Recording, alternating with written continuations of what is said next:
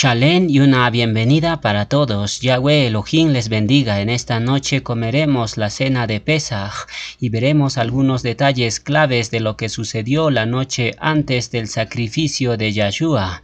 Y finalmente veremos qué tienen que ver los 4 ángeles caídos del río Éufrates con la muerte de los primogénitos. Todos esos detalles claves los desarrollaremos en esta noche. Comencemos hablando de la mesa en el cual Yahshua comió su cena memorial con sus discípulos. La mesa en que comió Yahshua era una mesa bajita, donde los comensales se sentaban en forma de U. Ahora, lo que es verdaderamente importante es que ustedes entiendan, es que había un orden de jerarquía para sentarse en la mesa. Es decir, tú no podías sentarte donde quisieras. Ahora les hago una pregunta. En Occidente, ¿dónde tú esperarías que se siente el invitado principal? En toda la mitad de la mesa, ¿cierto? Eso es lo que hace el mundo. Lo aprendieron de Inglaterra. Pero en el primer siglo, el anfitrión o invitado principal no se sentaba a la mitad de la mesa. ¿Por qué? Porque ellos tenían que estar disponibles para servir. Entonces, el invitado de honor se sentaba en la segunda silla más importante. Esa silla se encontraba al fondo de la casa y en el extremo angosto de la mesa. Ahí se sentó Yahshua. Un dato interesante en este punto es el siguiente. El mejor amigo del anfitrión siempre se sentaba al lado derecho del anfitrión. Ahí se sentó el Sheliach Yohanan, el discípulo amado. ¿Cómo sabemos que el discípulo amado se sentó ahí? Porque dice el Brit Hadashah que Yohanan se reclinó y acostó la cabeza en el pecho de su maestro. La costumbre era reclinarse al lado izquierdo. Por ende, Yohanan se sentó al lado derecho de Yahshua. Otro dato interesante es que ellos tenían una espada. ¿Por qué? ¿Qué pasaba si alguien entra a través de la puerta con intenciones malignas? Yohanan va a agarrar esa espada que está en ese lugar y él va a brincar y va a proteger a su maestro. Él va a proteger a su rabino. Ahora bien, otros puntos importantes acerca de cómo se sentaban en la mesa del primer siglo era lo siguiente. Al fondo de la mesa se sentaba el invitado de honor. Luego en los laterales de la mesa se sentaban los demás formando una U alrededor de la mesa. Y la ubicación menos privilegiada era estar cerca del extremo derecho de la casa. Ese lugar era considerado el más indigno. ¿Por qué? Porque se encontraba el lavatorio de los pies. Ahí se encontraba el esclavo que lavaba los pies a los invitados. Y les puedo asegurar que no existía peor lugar que sentarse cerca del lavador de pies. Así pensaban las personas del primer siglo. ¿Y saben quién era el que tomó asiento en ese lugar menos privilegiado? Es bien interesante porque había otra persona que tenía una espada. ¿Quién era ese personaje? Era Kefas. Miren lo que pasó. Kefas entra por la puerta y él está deseando con todas sus fuerzas que Yahshua lo elija para sentarse en la mesa principal al lado de su rabino. Pero Yahshua le dijo, el primero será el último y el último será primero. Así que Kefas, tú vas a sentarte cerca del lavatorio de los pies. Y Kefas, ya se imaginan, a regañadientes se fue a sentarse cerca del lavatorio de los pies. Entonces Kefas se sienta ahí y él también tiene una espada y es designado para lavar los pies a los demás. Si miras el Brit Hadashah cuidadosamente y lees el principio del libro y conoces la cultura hebrea y entiendes las expresiones, puedes ver rápidamente que sucede algo extraño. El texto menciona que es al final de la cena que Yahshua lava los pies a sus discípulos. Fíjense lo que dice el siguiente texto. Yohanan 13:4 nos dice: se levantó de la cena Yahshua y se quitó su manto y tomando una toalla se la ciñó. Luego puso agua en un lebrillo y comenzó a lavar los pies de sus discípulos y a enjugarlos con la toalla con que estaba ceñido. Entonces nuestro Mashiach lavó los pies a sus discípulos terminando la cena. Ahora déjenme les pregunto, ¿tiene algo de sentido eso? Cuando tú entrabas en una casa del Medio Oriente, tú removías tus sandalias y la primera cosa que pasaba era que el lavador de pies te lavaba los pies. Pero Kefas no hace su trabajo. Eso muestra el orgullo de Kefas. Él se rehúsa a lavar los pies a los demás. Por eso es que después de la cena, Yahshua se acerca a él y le lava los pies enseñándole la humildad. Pero antes de eso, Kefas decía: si yo le lavo los pies a los demás, todo el mundo va a pensar que yo soy de lo peor en este mundo, y yo me rehúso humillarme a mí mismo delante de mi rey. Kefas ni se imaginaba en ese momento que Yahshua le estaba dando la oportunidad de ser grande en el reino de los cielos, porque el auténtico pastor es simplemente un lavador de pies. Entonces nuestro Mashiach le lavó los pies a sus discípulos al final de la cena memorial. Pero entonces, ¿por qué nosotros lo hicimos al comenzar la cena memorial? Muy simple, porque nosotros ya entendimos que la humildad es primero. Lavarse los pies los unos a los otros es un acto de humildad, por ende se tiene que hacer primero. Kefas se equivocó en ese aspecto, pero Yahshua nos dio el ejemplo. Ahora bien, hacemos una pequeña aclaración en este punto. La cena memorial no es lo mismo que la cena de Pesaj. Ojo con eso, la cena memorial se come la noche del 14 y la cena del Pesaj se come la noche del 15. Eso ya lo explicamos. La cena memorial ya lo comimos ayer. Hoy comeremos la cena del Pesaj. ¿Qué ingredientes tiene la cena del Pesaj? Tiene 3 ingredientes base: matzá, zumo de uva y hierbas amargas. Un detalle interesante acerca del matzá es lo siguiente: cuando usted coma el matzá esta noche, tú no debes comerlo con la mano izquierda. En el primer siglo nunca comían matzá con la mano izquierda. ¿Por qué? Porque la mano izquierda era la mano sucia. La mano derecha era la mano que siempre estaba limpia. Entonces ya sabes, no debes comer el matzá con la mano izquierda. No obstante, cuando se trataba de bendecir el matzá, ahí sí, tenías que usar las 2 manos para pronunciar la bendición del matzá. ¿Por qué? Porque el matzá representa el ejem de vida a Yahshua. Tú no podías sostener a Yahshua con una sola mano. Eso sería una falta de respeto. Por tanto, cuando bendigas el matzá, tómalo con las 2 manos. Y cuando lo comas, cómelo con la mano derecha. Lo mismo haces con la copa del zumo de uva. Bendices con las 2 manos y lo tomas con la mano derecha. Y con las hierbas amargas hacen lo mismo. Ahora regresemos a la mesa del primer siglo. Vamos a hablarles de las posiciones más importantes en la mesa. Al lado derecho de Yahshua ya sabemos quién se ubicó. Fue Yohanan, el discípulo amado. Pero al lado izquierdo del Mashiach, ¿quién se sentó?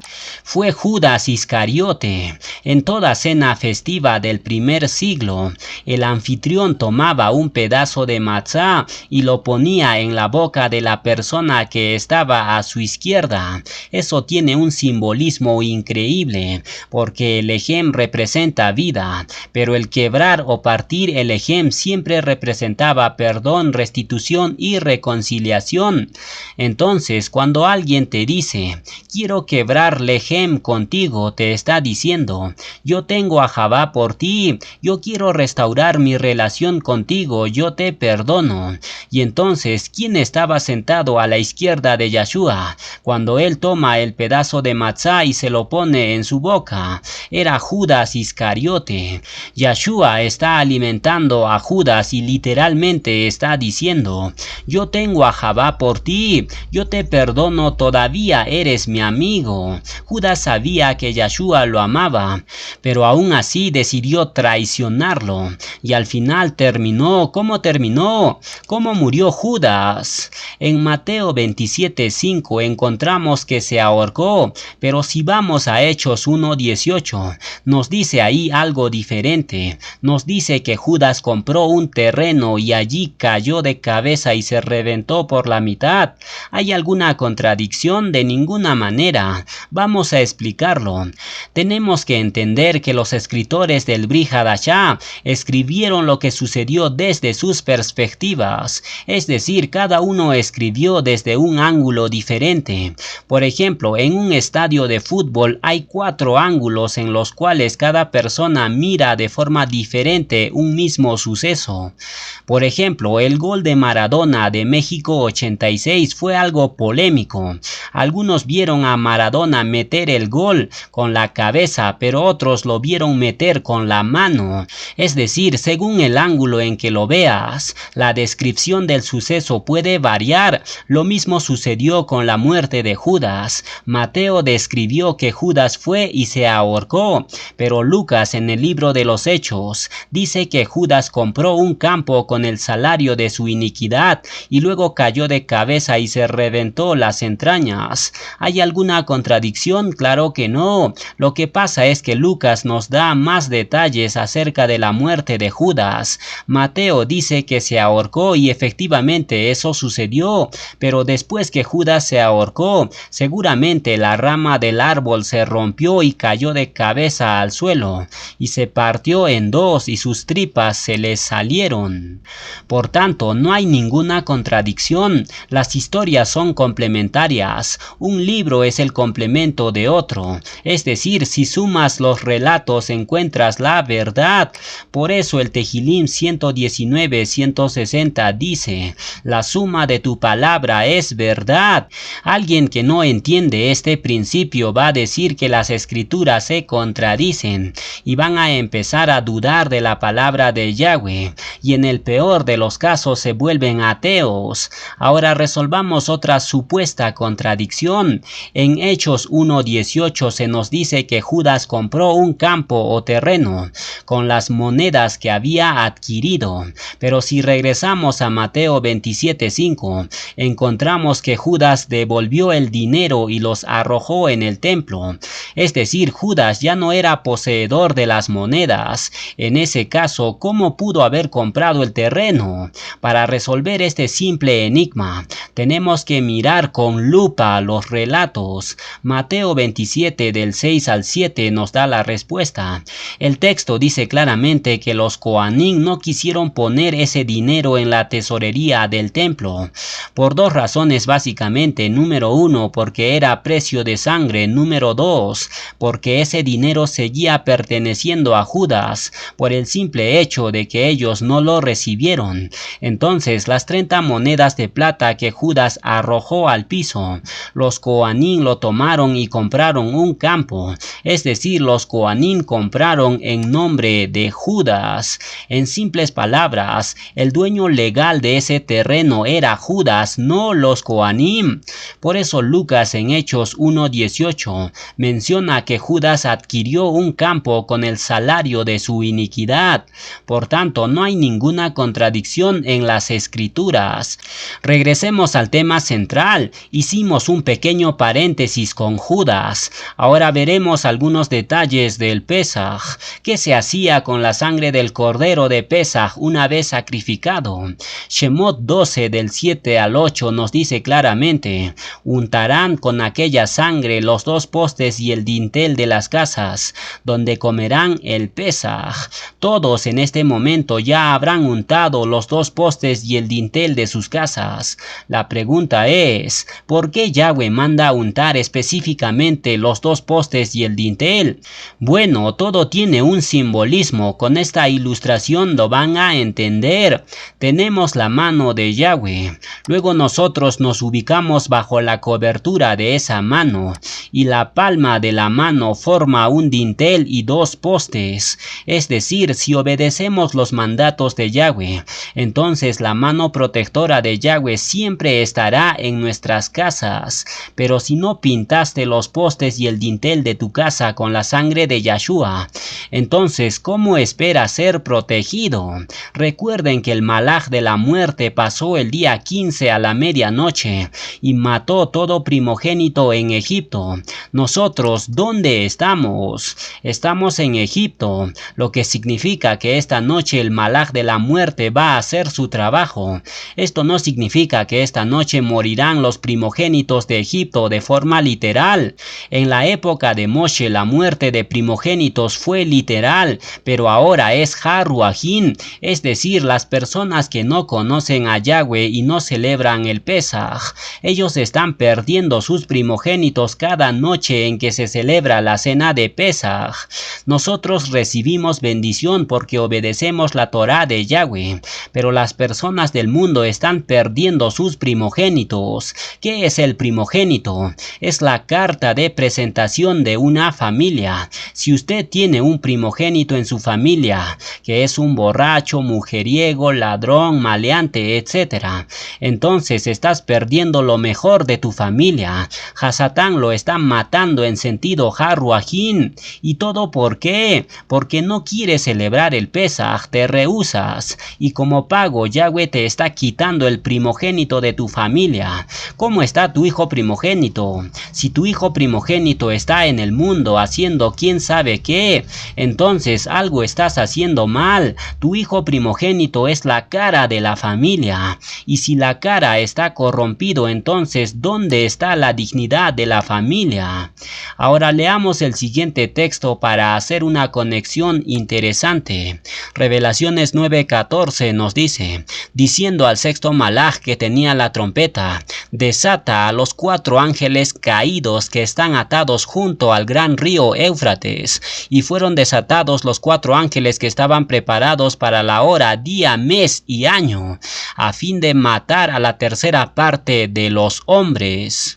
Una familia generalmente consta de 3 personas, un padre, una madre y el hijo primogénito.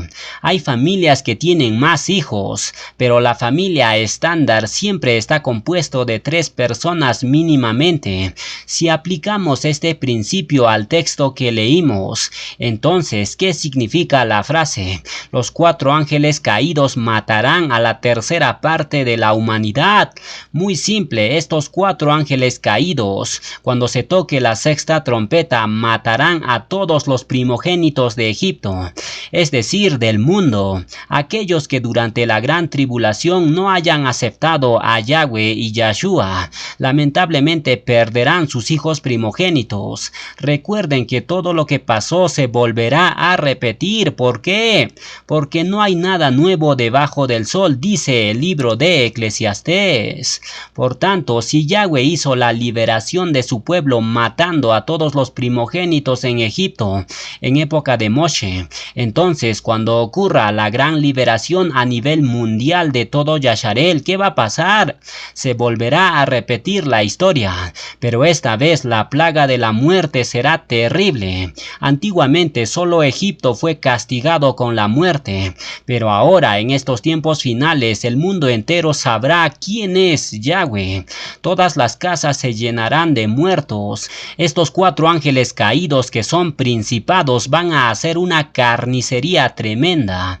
Van a entrar casa por casa a la medianoche y van a hacer llorar al mundo entero como nunca antes se ha visto. Por eso Yahweh dice en su palabra que la tribulación de aquellos días será algo espantoso cual nunca ha habido, ni la habrá después. ¿A qué está haciendo referencia referencia a ese texto, a la muerte de los primogénitos de todo el mundo. ¿Cuál fue la plaga que hizo llorar y lamentar a los egipcios? Hubo 10 plagas, la primera fue de sangre, la segunda fue de ranas, y así sucesivamente las plagas aumentaban en devastación y dolor. Pero la última plaga, la muerte de los primogénitos, fue tan devastador que Egipto no lo olvidó jamás. Lo mismo se repetirá hoy en el mundo. Estos 4 ángeles caídos harán una hecatombe tan grande que el mundo no lo olvidará jamás. ¿Usted quiere perder a su primogénito? Entonces siga en el mundo rechazando la palabra de Yahweh, rechazando las Moedim, menospreciando el Pesaj, pero un día lo va a lamentar. Ahora leamos el siguiente texto para conectar más cosas del Pesaj. Yeshaya 41:10 nos dice: no temas porque yo estoy contigo, no desmayes, porque yo soy tu Elohim que te esfuerzo, siempre te ayudaré, siempre te sustentaré, Samech, con la diestra de mi justicia. La letra Samech es una de las letras más interesantes del alefato hebreo. Su significado primordial es apoyo o sustento. Por esa causa Hasatán lo incluyó en su marca, porque él quiere hacerte creer que tu sustento no viene de Yahweh, viene de ti mismo. Tú eres autosuficiente y no necesitas ayuda de nadie. Eso te dice Hasatán, pero Yahweh nos enseña todo lo contrario. Fíjense en estas 2 Moedim. Tenemos la primera Moed, que es el Pesaj, y la última Moed, que es Sukkot. Y estas 2 Moedim, Pesaj y Sukkot, son las únicas Moedim que tienen una letra Samech en su estructura gramatical. ¿Quién nos enseña esto? Que el único sustento y ayuda para nosotros de principio a fin es Yahweh Elohim. Ahora bien, fíjense que la primera letra con que comienza la palabra Pesaj es la Pei, que significa boca o palabra. Esto nos enseña que nosotros no podemos celebrar Pesaj si primero no confesamos con nuestra boca que Yahshua es el Adón. Luego la letra central de Pesaj es la Samech, que significa, como dijimos, apoyo, sustento. Esto nos enseña que Pesaj es el apoyo central de nuestra vida. Si no celebramos Pesaj, entonces de nada servirá celebrar las demás Moedim. Pesaj es la piedra angular que sostiene nuestra emuná y vida. ¿Cuándo inicia el Pesaj? El día 14. ¿Y cuál es la letra número 14 del alefato hebreo? Es la letra Nun, que significa vida. Por tanto, si no celebras Pesaj, prácticamente estás muerto en vida. Pero si decides celebrarlo, entonces la luz de la vida amanecerá sobre ti. Yohanan 1:4 nos dice: en Yahshua estaba la vida, y la vida era la luz de los hombres. Levántate, resplandece, porque ha venido tu luz, y la cabó de Yahweh ha nacido sobre ti, porque he aquí que tinieblas cubrirán la tierra y oscuridad las naciones, mas sobre ti amanecerá Yahweh, y sobre ti será vista su cabot.